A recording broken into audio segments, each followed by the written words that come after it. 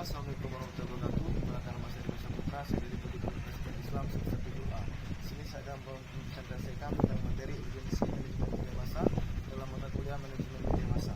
Mereka di mana yang penting kita ketahui, manajemen itu adalah suatu proses, suatu faktor yang memiliki peran penting dalam satu lembaga media.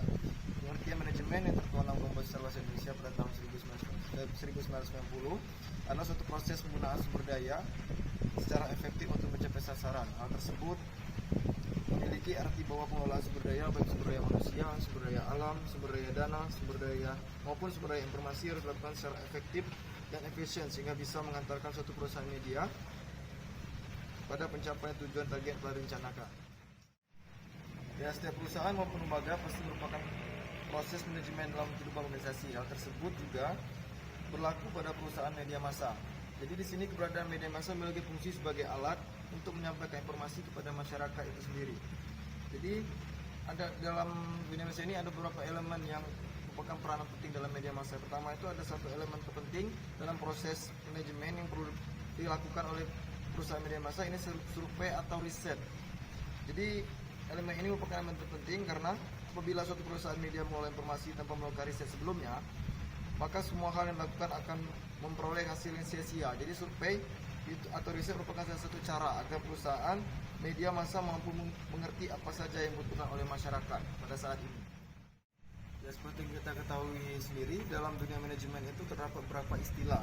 Dalam prosesnya yang biasa dikenal dengan planning atau perencanaan, kemudian organisasi atau pengorganisasian, dan actuating atau tindakan, dan controlling atau pengawasan. Jadi di sini saya akan masuk ke pembahasan mana pengertian dari planning, organizing, actuating, dan actuating. Jadi di sini saya pertama akan menjelaskan tentang planning. Planning itu atau perencanaan merupakan kegiatan dilakukan untuk memutuskan rencana apa saja yang harus disusun untuk setiap jenjang waktu harian, mingguan, bulanan, atau tahunan dalam rangka mencapai tujuan dari suatu perusahaan media massa tertentu. Untuk merencanakan sesuatu, terutama pada sebuah media massa, sangat dibutuhkan pemilihan logis yang dapat diterima dan dikerjakan oleh orang lain, serta tetap sesuai dengan aturan yang ada. Jadi suatu perencanaan dalam sebuah perusahaan media massa harus dilakukan secara teratur serta telah mendapatkan persetujuan terlebih dahulu sebagai petunjuk untuk menuju proses yang berikutnya. Baiklah, ini tadi itu penjelasan saya sedikit tentang planning atau perencanaan. Kini saya masuk ke dalam penjelasan organizing, yang dimana organizing adalah pengorganisasian, adalah suatu kegiatan dan struktur organisasi serta dengan tugasnya masing-masing, sehingga nantinya antara individu maupun kelompok yang bertugas pada bidangnya masing-masing dapat saling mempengaruhi, juga bisa saling bekerja sama. Tujuan dari kegiatan berorganisasi itu sendiri dalam sebuah perusahaan media adalah untuk membuat suatu kegiatan besar menjadi kegiatan yang lebih kecil. Selain itu, proses pengorganisasian juga dapat dipermudah dalam proses pengawasan maupun dalam tugas-tugas yang telah dibagi tersebut. Baiklah, telah saya menjelaskan proses pengorganisasian tadi, ini saya masuk dalam penjelasan actuating.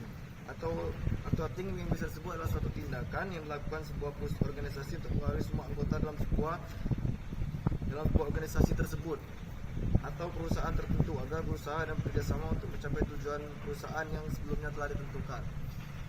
Dan kemudian yang terakhir ini adalah proses controlling, di mana proses controlling ini adalah suatu kegiatan pengawasan pada sebuah perusahaan, untuk termasuk juga perusahaan media massa.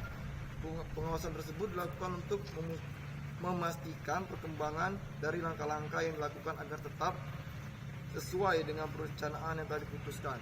Jadi dengan adanya proses pengawasan ini, pimpinan perusahaan media harus tetap dapat menjaga daya tarik perusahaannya. Apabila dalam proses pembuatan sebuah informasi maupun program ditemukan bermasalah, maka sebagai pemimpin harus ikut dalam memecahkan serta menemukan solusinya sebelum kemudian masalah tersebut berdampak baik berdampak buruk terhadap perusahaannya. Jadi itulah tadi penjelasan saya tentang urgensi media dalam mata kuliah manajemen media massa. Bila ada kata-kata yang kurang tepat atau kalimat yang berbelit-belit, saya mohon maaf. Kepada Allah saya mohon ampun. Saya akhiri. Wassalamualaikum warahmatullahi wabarakatuh.